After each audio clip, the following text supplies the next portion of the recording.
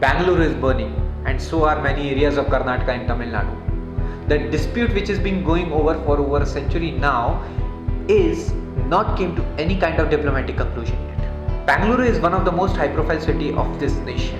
It is also known as the Silicon Valley and the startup hub, where most of the people were busy and have no idea about what's going on outside their cubicle as they were taking up their work. There were few, and I repeat, few people who were damaging public property and burning buses. Now I still wonder how the hell does burning a bus gives any drop of water to any person alive or dead?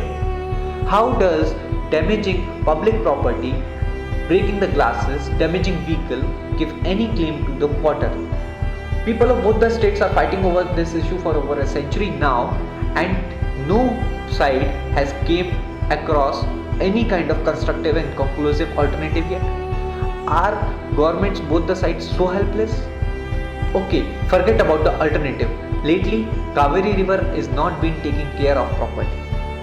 Government claiming Kaveri water are least worried about the river. Banks of Kaveri are affected by rapid deforestation near Coorg, and it is being polluted by thermal power and aluminium industries in Tamil Nadu.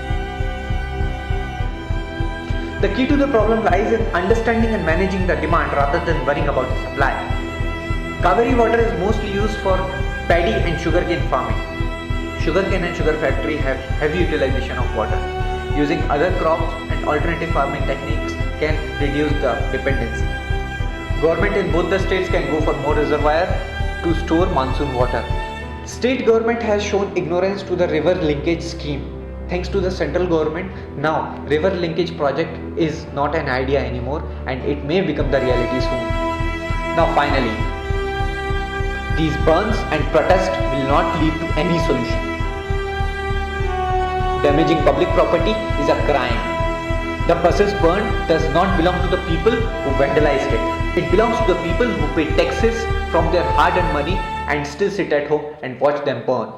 I request authorities to arrest these goons and penalize them for the work they have done.